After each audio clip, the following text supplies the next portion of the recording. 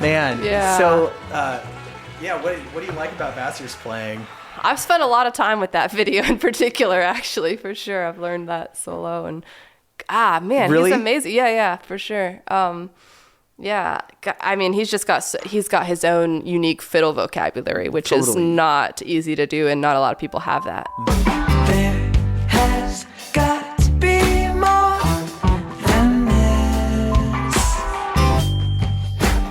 Bronwyn Keith-Hynes, thank you so much for spending some time with us over here. Yeah. I've been looking forward to this ever since we set it up a couple months ago. Absolutely. And in that time, you've had a major career accomplishment in that you premiered on the Opry, the Grand Ole Opry. I did. This is last week. Yeah, last as of this tapings. Wednesday. Yeah.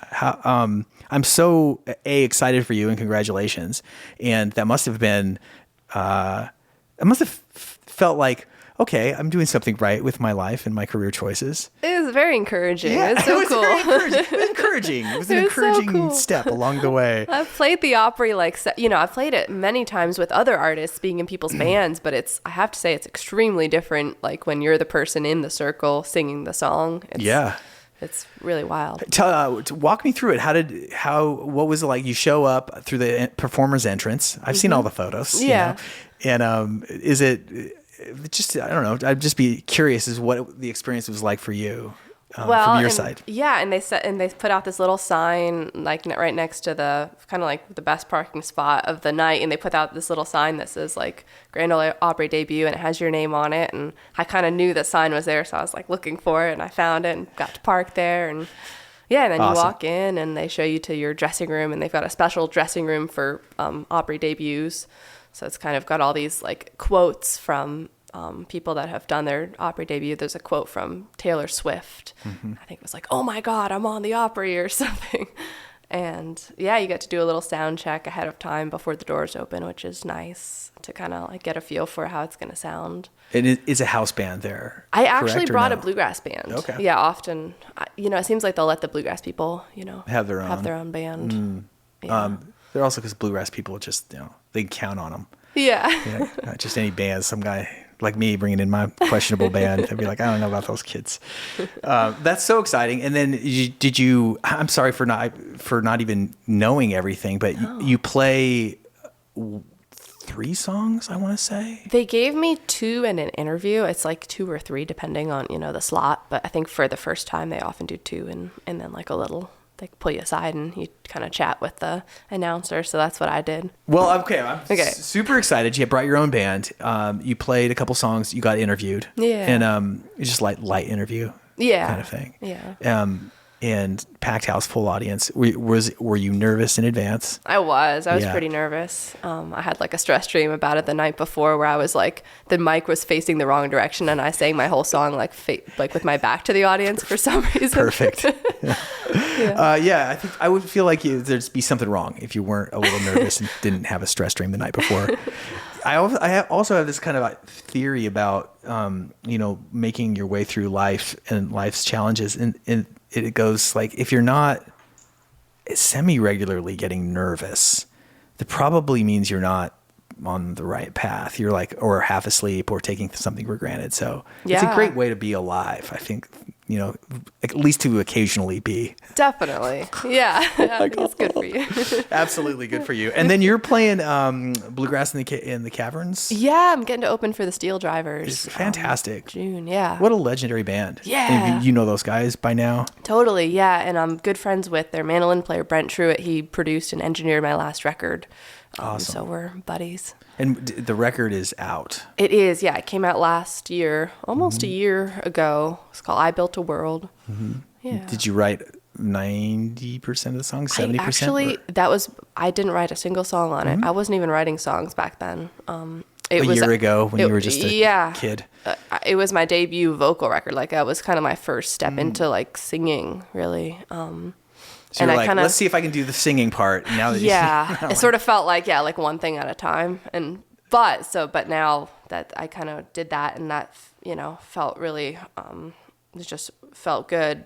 now, yeah, I've been starting to try to write songs. And Well, you have a very fine singing voice, Oh. and so I'm glad that you're going forward with all of that. Thanks. And then maybe that's a nice segue to ask a little bit about your past in music and how you got started, which apparently was not singing, but playing. yeah, I grew up playing, and the first kind of like traditional music I like was introduced to was Irish traditional music. I had a lot of Irish family, and I just kind of randomly got into it. So I grew up playing Irish fiddle and got into bluegrass more as a teenager. Did your folks play? And they didn't. Apparently, I saw some girls busking on the street when I was 3 and This pointed at them and was family like, lore. "Yeah, that's the story. I don't even remember it, but yeah, I want to do that." Awesome. And that was in Charlottesville. I grew up mostly in Charlottesville, but I think at that point we were still living in Vermont. So I was in Vermont when I was really young. So that was up in Burlington, Vermont. And did you have like a Irish fiddler teacher, or how did you kind of get, the technique and a little bit of the familiarity with the tradition? Yeah, I had several different teachers as we kind of moved around a little, and I would also go over to Ireland a lot. They would have these Irish fiddle contests that I was really into. So if you made the regionals in the States, you'd go to Ireland for the All Ireland contest, and that was a lot of fun. Just a lot of studying and nerding out. Yeah, practicing. Yeah. And there's something, this is me talking from the outside, so forgive the mumble. But with regard to like fiddle contest culture versus jamming culture, my feeling is that likely in fiddle contest culture, there's kind of a predominance of like getting really good at the piece, and it has very little to do with improvisation. Is that fair to say? Totally. Yeah. It's like being very good, and like how good can you be in this specific setting under high amounts of pressure? And I was never that good at that particular setting. There was something about the feeling of being judged that really like gave me the willies and kind of like kind of shut me down a little. So I was never that good at it. I don't think I ever did that well. And once I kind of went to music school and kind of was around other, just like found other ways of enjoying music and like playing music and started performing more, I was like, oh, I like performing, and I don't get nervous performing as much, and unless it's the Opry and it's your debut, but otherwise, it's just like you're not being judged. Yeah. I get that a lot. And just from my own journey through song, my experience with contests was like songwriting contests and singer-songwriting contests, really just like performing a song you wrote. And the feeling of being judged is so anathema to actual music and what we're all in it for, which is the opposite of that in some large way. And that people that have that superpower, Godspeed to you. But it doesn't, it's sort of like, it means nothing in the world of like actually being able to kind of do it. It's such a alien environment for music. I guess that's what I would say. Yeah, it can kind of shut you down, Yeah, absolutely. Yeah. You're just like, I won, I lost. Like, Right. that's not real life, about. and like real life isn't like a zero-sum game, Yeah, absolutely. And so, so this question is going to this direction, which is that I've known some really talented musicians that grew up in the fiddle circuit and maybe won or didn't, whatever. They were good at that, but they were like really, practicing nerding out on a piece and making it just so, getting all the polish down and then seeing if they could deliver it. And though I'm thinking of a friend in particular, but he or she couldn't really make the leap from that practicing the same piece over and over again to just like improv and hanging out and just like in a circle and just, playing over a chord change. Is that something that you learned? And I also, just to preface it one more time, like that's not really a thing in Irish music so much either. There's more of like a adherence to the tune. Yeah. Everybody's in a circle playing the tune. So can you think of a time when you sort of made the leap or were curious about the improv side of music and what that was like for you? Yeah, definitely. That kind of came in college. I went to Berkeley up in Boston, and I definitely remember like sort of a couple years where I really wanted to be able to improvise, and I couldn't do it, and it was really frustrating. I felt like everyone else around me had this like secret superpower, and I couldn't figure it out. And you know, it just kind of took like running at it over and over and trying over and over, and you know, just endless failed attempts for it to start to make sense. You know, and studying theory and getting better at knowing the notes of chords and arpeggios and all this sort of like kind of like grunt work to go into like knowing my instrument in a different way. Because in Irish music, I didn't have to know like music theory in the same way. It was all about the tunes and the groove and the timing and all the subtleties of Irish music. It's just a different skill set. And so that's really interesting to know that it wasn't until college that you got sort of like hip to how to do all of that. And that there was also a sort of not intellectual is not quite the right word, but you know, instructional thing where you like did study music theory, and you're like, oh, these are the notes that are in G. So if I'm soloing over G, I should probably hang out with this triad. So how did that? I'm trying to think about this. How did you practice that? I guess is what I want to know in college. Just like hanging out with other pickers and just in picking parties. I sort of want to picture what it was like to be you at 20 at Berkeley, trying to figure out how to improv and like doing the actual work. The thing that like unlocked improv for me was basing it off of melodies I already knew, and using these melodies that I could keep in my head and starting to make subtle changes to them in the moment. Learning how to make rhythmic changes was like the first thing. Like, could I hold this note out slightly longer and then compensate in the next bar? And like, how can I make deliberate changes in the moment and keep the form in the form by which I mean the melody in my head? And then I would start to try to make little melody changes. But that was kind of how I came at it, because when someone would be like, oh, it's 4 bars of G and then 2 bars of C and 2 bars of D, that would mean nothing to me. Like I wouldn't be able to figure out how to like do anything with that. You had to hear the melody first. Yeah, just because I'd come from this melody background. So that was, and you know, I would just like make these lists of like, I'd make lists of everything I was the worst at. And that's where I would start. I'd be like, okay, I'm the worst at playing in these keys. I'm the worst at improvising on these types of things. Speed is an issue, blah, blah, blah, you know, and I would try to raise the level of the things I was the worst at. And that was sort of like my approach. That's a really powerful insight and interesting and a little vulnerable. And I appreciate that. And do you think there's something about your personality that attacks challenges in sort of a linear way, or I would almost say like cerebral way? Because not everybody would like make a list of all of the things they're not good at and try to see what, you know, they should attack first. Right. And I feel like maybe it's also just because I was coming at it in that college environment. I wasn't like a 10-year-old kid learning how to improvise. I'm sure a 10-year-old kid would learn it in a very different way, you know, maybe in a more natural, like, you know, they don't need to be making lists. But I was like already an adult, and I felt like I was like trying to make up for time. I was trying to get on the same level as people who had been playing bluegrass and improvising since they were kids.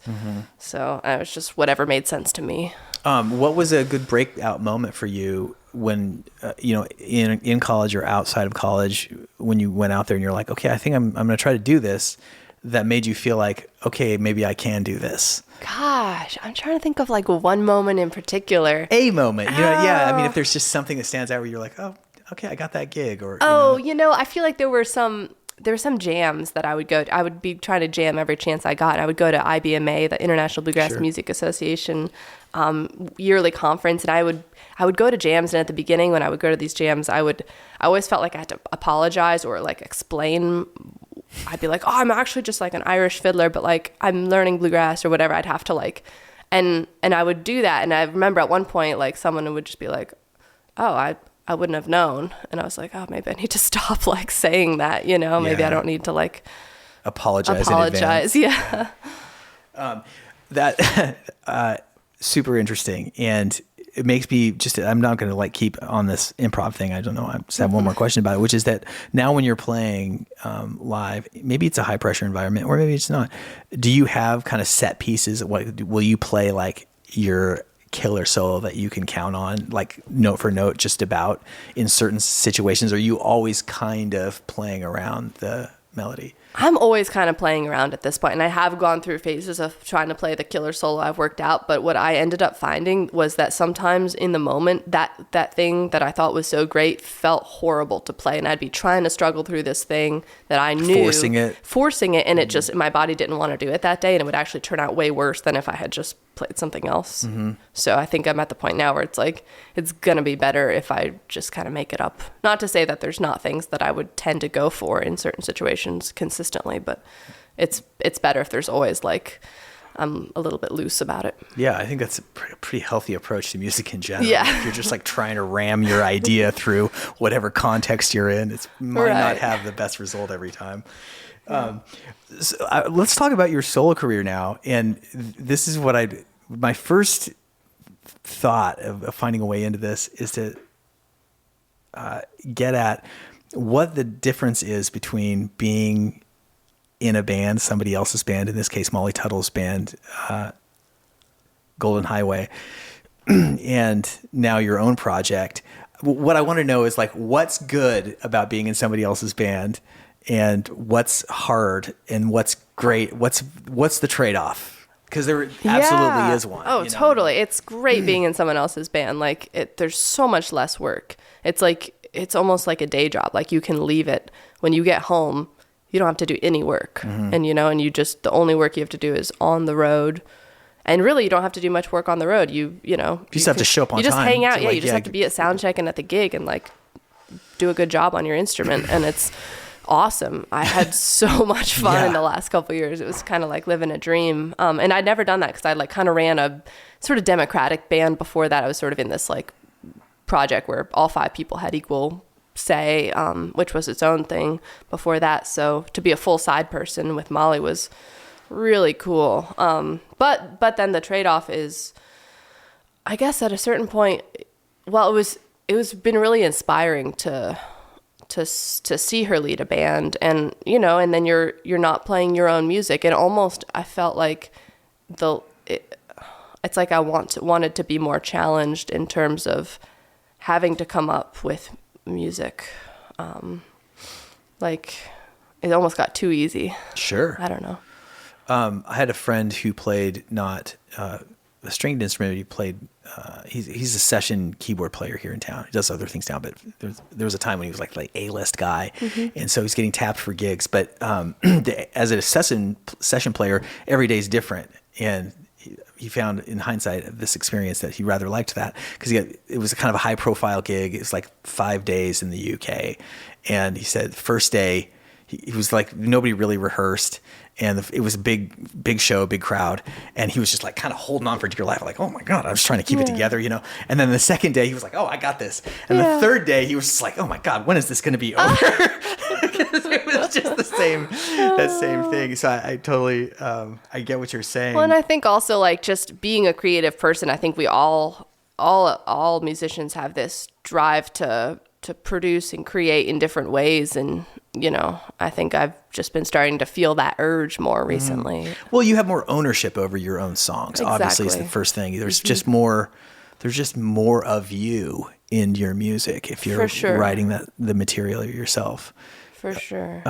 I know this one, and as a guy that's written a whole bunch of songs and performed all of them because nobody will cover them. I'm just kidding. Molly covered one actually. Yeah. Thanks, Molly. But she wrote half of it, so that's fair. But I will learn covers for things, maybe a special event or something, or a reason, or somebody's birthday, or a hero's birthday. I want to play it, and I forget it almost immediately because they just sort of.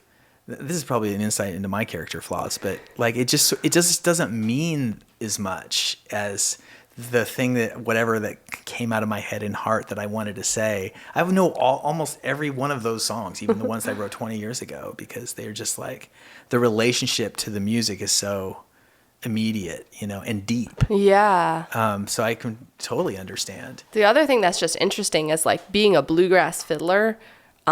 Like so much of my identity has been just being a bluegrass fiddler up until sort of recently. And that, like a big part of that is playing backup over a whole song. Like I idolize the way Bobby Hicks and Vassar Clements play the backup through a whole song and back up a singer. And that's something I've studied for like years. So to get to do that in Molly's band has been so amazing. And that's something, if I lead a band, I can't do that. I have to sacrifice that. I have to be like, well, I'm not going to have fiddle back up on this whole song. I can't do it to myself. You know, it's like, so I have to like be okay with having a different role as a musician. I have to be like, okay, now I'm the singer and the lead fiddle player, but you know, so it's like, that's yeah, so it's like, that's really a trade-off. It's interesting that you, I wouldn't have thought as somebody, and I'm a fan of the music, I wouldn't have realized that the fiddler who's like between breaks or solos is really like working on the craft of backing up the singer. Yeah. And not just like dragging along and then putting a little fill where it needs to be. Yeah. God, I'm embarrassed that I even said that out loud. Jeez, what a freaking Philistine. Well, I think that you brought your fiddle with you. I did. And I wonder if you would play one. Oh, for sure. us. Do you want to set it up? Or? Yeah. Maybe we'll do one for my new album. I love it. Is there anything you'd like to say about it in advance or to set it up? Yeah, it's a Peter Rowan song called Angel Island, and it's kind of like an immigration story on the West Coast, and I've always been kind of fascinated with immigration stories. My grandparents were immigrants from Ireland, and I sort of grew up with this family lore of their crazy journey. It would take about 2 weeks. They were dodging German U-boats and zigzagging across the Atlantic, and wow. It's a crazy story, but anyways, I've always been fascinated by immigration stories. So let's hear it.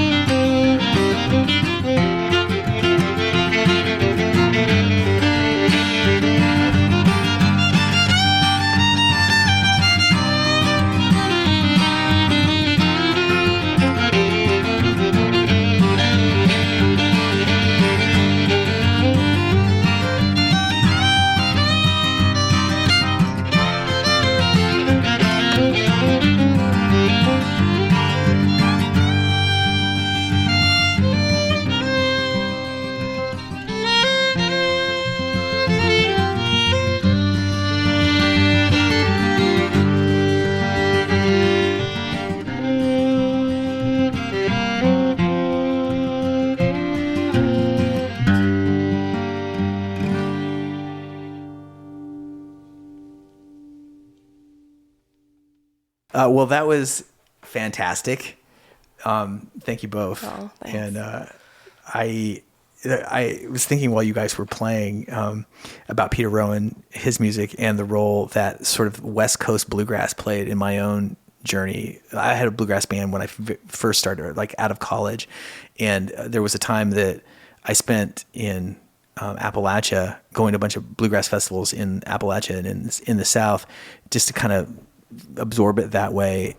Because I grew up in Idaho in a small town, and my parents weren't terribly musical, but I, for whatever reason, was, and I was really interested in it. Anyway, when I got really excited about bluegrass, the first thing that I think I heard was "Old and in the Way," Grisman and Jerry Garcia, and it was kind of that scene that like grabbed me.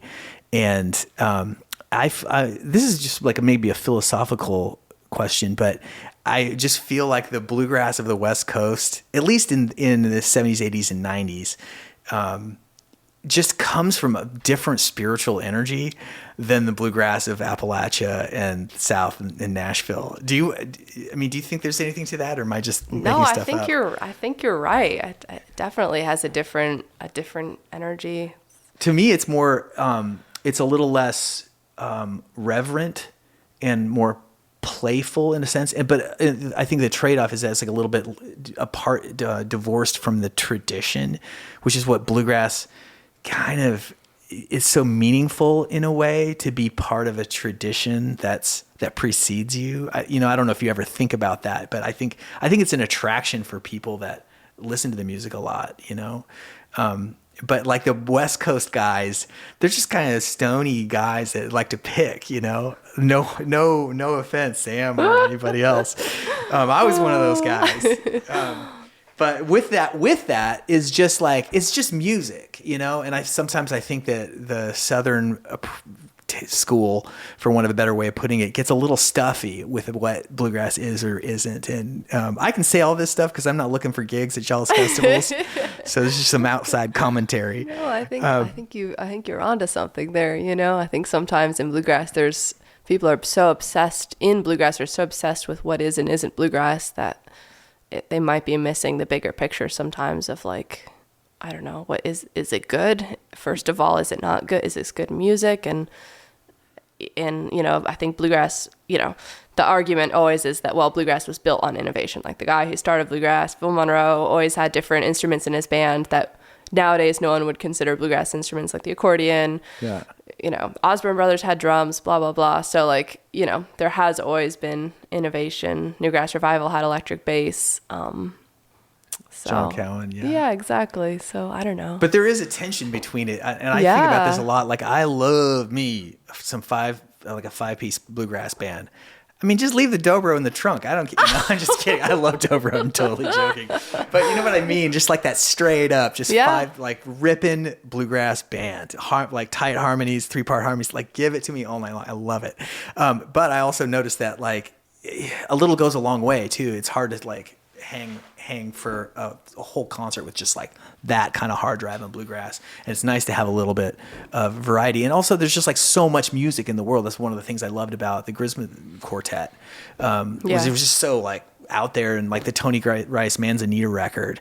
It's like, I still just want to hear Tony rip, but I really love that music a lot for just like it pushing what is and isn't bluegrass music. Totally. I also think that just there's just any music that has a tradition, there's always going to be a tension between the honoring the tradition and some kind of implied boundary at which point the music is no longer can really be said to be part of that tradition.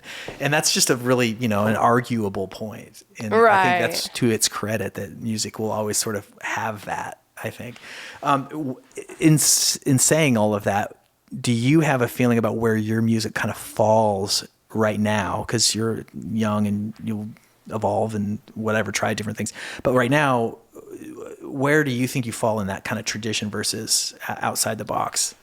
Ooh, that's a good question. Yeah. And I feel like it's sort of like changes all the time. I feel like honestly, I feel like my definition of bluegrass right now is that any song I play, if if the bluegrass instruments are involved, it's bluegrass to me. And I like so many different styles of music, and I like good songs, and I just kind of, I don't know, right now I've just been focusing on trying to like find the best material, write the best material, find the best covers I can, and play them with a 5-piece bluegrass band, and not be too tied down to, you know, like try to experiment with different grooves and different feels, you know, and like let pop and rock music like influence us in that way, you know, and to me it's all still bluegrass if those instruments are there. And, you know, maybe at some point some of those instruments won't be there, or there'll be other instruments also, and I don't know if at that point we, you know, I don't know where the line is, or if that'll keep changing in my mind, and it's different in everyone's mind, right? So yeah, like, it totally will keep changing. And then as I hear you talk about it, I'm just like,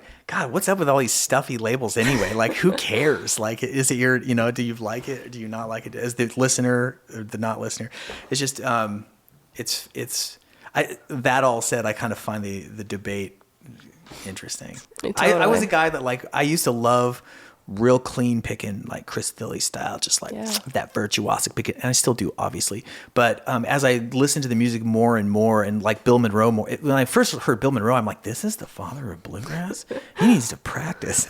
I'm saying some effed up shit right now. But like as time went on, I'm just like, oh my God, the way he plays bluegrass mandolin, and like Compton, you know, Mike Compton is in that, like, so in that school, and I feel like that is so hard to do, and in some ways harder to do, that style of kind of thwacky pick. I don't know the words. Thwacky is not the right word. It sounds mean, but it's just such a unique approach. Anyway, my own taste, you know, evolved, and it's just like bluegrass is a really rich tradition, and maybe a picker's music at the end of the day, you know. Like, I feel like I had to work backwards to appreciate the oldest stuff, you know, like kind of like what you said. It's like I started out being drawn to Alison Krauss, Union Station, and the Del McCurry Band, and like the cleanest, you know, Punch Brothers and stuff. And then somebody be like, well, you should really check out Bobby Hicks, and then, well, you should really check out Curly Ray Klein, and, you know, it goes further back, and then once I started hearing, oh, well, you know, Stuart Duncan is really playing, you know, he's not making up this lick. He's quoting this Curly Ray Klein lick from this one record, you know, it kind of like, it's like, oh man, okay. That's, so if my modern day hero is listening to somebody else and that's his hero, like, I better check out this person. And you can hear it with different ears. And we're all standing on the shoulders of giants. Yeah. Right? I mean, all the great people. I think we have a little bit of time, but is it cool if you mentioned sort of in our conversations before some of your influences, and I thought it'd be an interesting try. I haven't done this ever on the podcast, but to get your reaction to a couple of like videos that we might watch. Yeah, totally. So I have this queued up. Obviously this is Vassar Clements. Oh, late great John Hartford behind him. Yeah. And I think that it's set right before his solo comes, just in the interest of time. But yeah, we'll let it rip.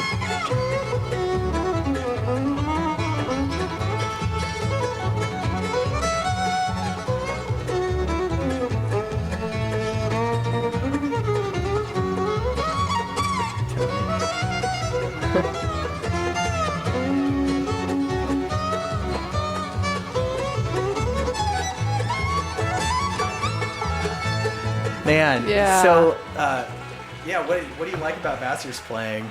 I've spent a lot of time with that video in particular, actually, for sure. I've learned that solo, and man, really? He's amazing. Yeah, for sure. Yeah, I mean, he's got his own unique fiddle vocabulary, which is not easy to do, and not a lot of people have that. Mm-hmm. And and there's like this kind of swagger in his playing. Oh yeah, you know, there's so much confidence, and just like almost like angry confidence in a way. Does that make sense? Yeah. Although it sounded like I never met him, but sounded like he was like the nicest dude, like really? Very, very chill. But yeah, and like the way his left hand just like glides around, it just looks like he has no boundaries. Totally. Yeah, it's very relaxed too. Like like the conservation of motion. This is me. I shouldn't even comment about it. No, just for from sure. The outside. Yeah. Let's watch I think this is Stuart Duncan here. Yes. And you can talk over the videos too. Cool. You know, like whatever you want to say. Sweet. Stuart and Russ Carson.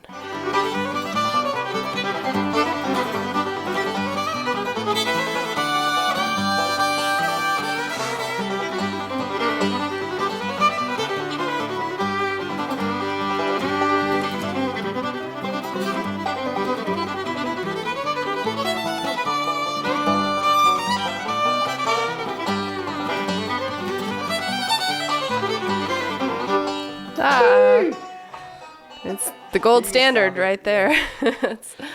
Yeah. It's perfect. Yeah, if you could put, like, what is it about Stuart Duncan's playing that is uniquely Stuart Duncan? Oh man, he just plays the perfect thing at all times. I mean, but seriously, it's like he just has endless vocabulary to dwell from. Draw from. Like he knows it all. He knows all the greats, everything. It seems like, and he has his own sound from it all, and he is endlessly tasteful, and I could go on and on. I'm totally he's just the best. He's also just somebody that his career is probably in his fourth decade now, maybe you could say. I mean, he's just been great since he was young, and he's also been like a Nashville player throughout his career, which is its own obstacle course to navigate of different musical situations and everything. And so, yeah, there probably isn't a more well-rounded fiddler. You might be able to make that argument than Stuart Duncan. Definitely. Yeah.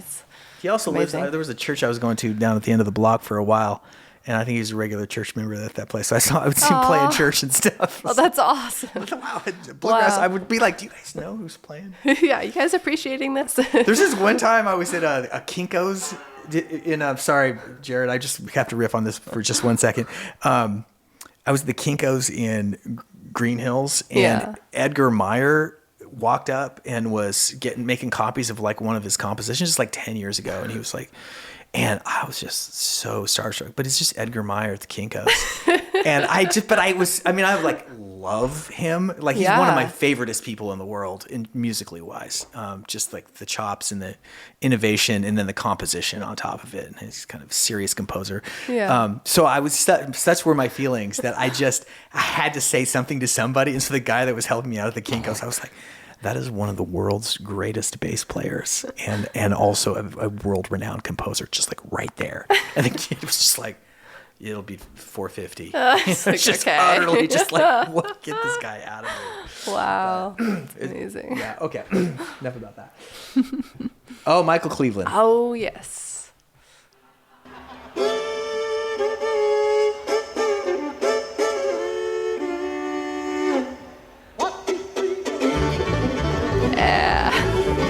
Wow.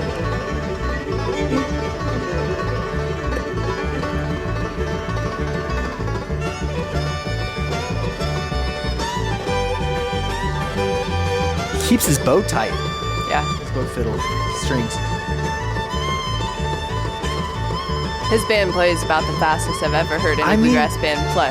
That is... I swear I've clocked them at like 200 before That's at insane. festivals. Yeah, that is just insane. Yeah. I mean, it's almost impossible to combat that speed. Like, Well, yeah, and I don't know how long this video is, but oftentimes he'll play this tune for, like 7 It's or 8 long. minutes. It's Yeah. very long, and like, and that band's like... yeah, so like to play that fast for that long, like,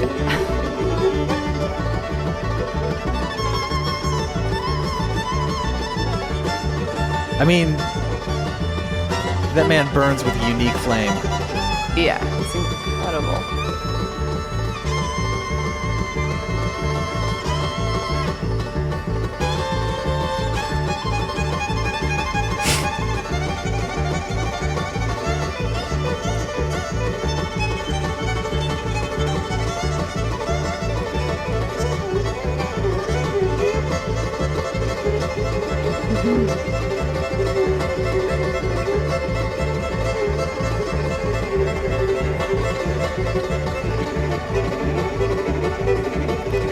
Yeah.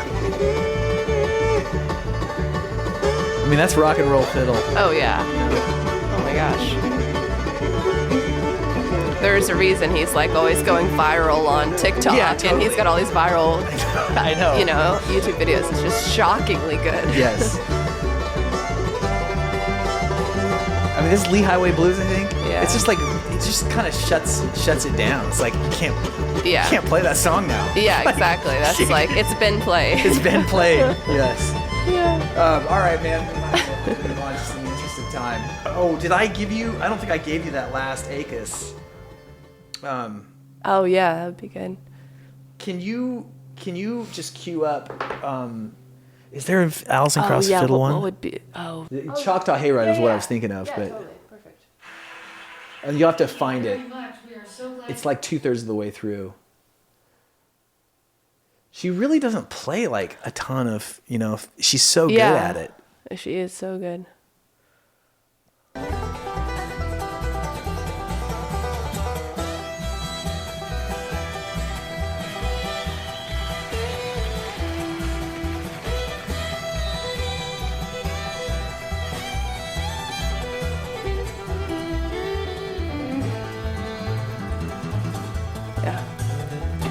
Nice.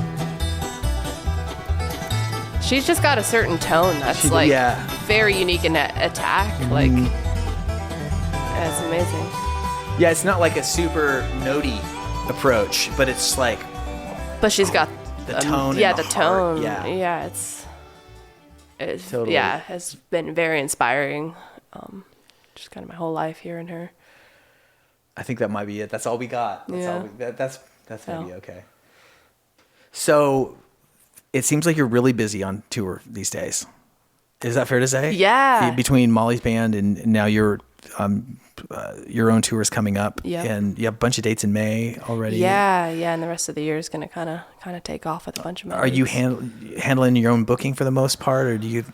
I've got a booking agent, thankfully. Super helpful. Who are you taking out on the road with you? When you go? It's kind of a rotating cast this year. Yeah. Just while I kind of like find my band and just get everything organized. But thankfully we're in Nashville, so there's so many great players. Somebody always there. Yeah. Get on the bus with you, or van, or hatchback. Who knows? On the bicycle. No, just kidding.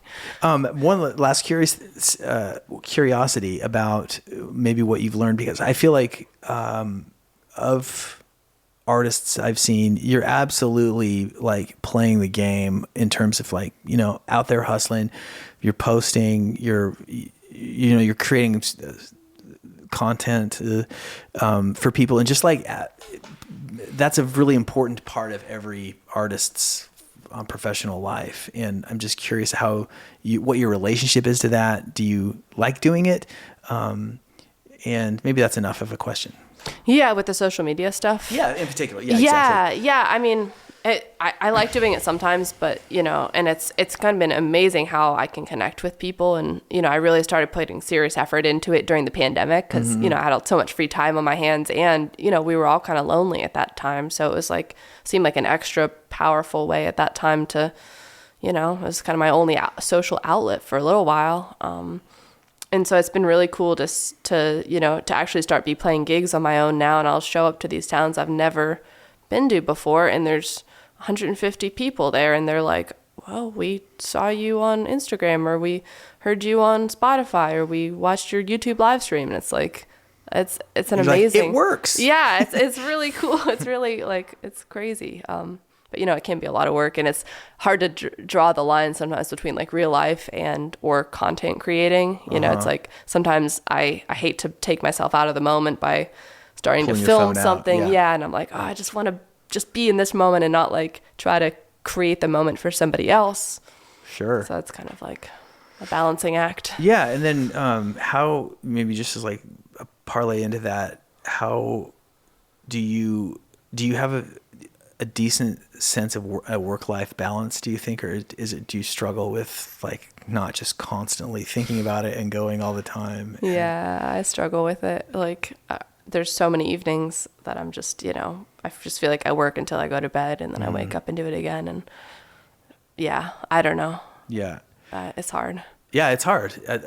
I am, even from my position in the world of music and stuff is, I think that it's a real challenge for anybody who's got a dream and the guts to act on it, to know how to sometimes not act on it. Right. And just live. Right. Cause it's you're doing what you love, or, you're trying to make this thing that you love a reality. And so that's a really powerful thing. Of course you're going to want to work on it nonstop, but yeah, it's hard you also don't want to get burned out, and Yeah.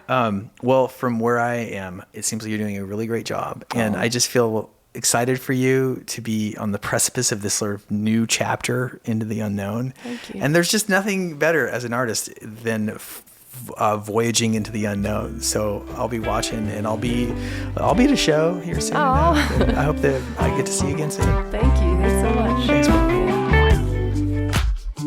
The Morse Code Podcast is produced by Lenker and Jared Hammond in East Nashville, Tennessee. Our executive producer is Randa Newman. You can find full videos for this and all previous episodes at morsecodepodcast.com.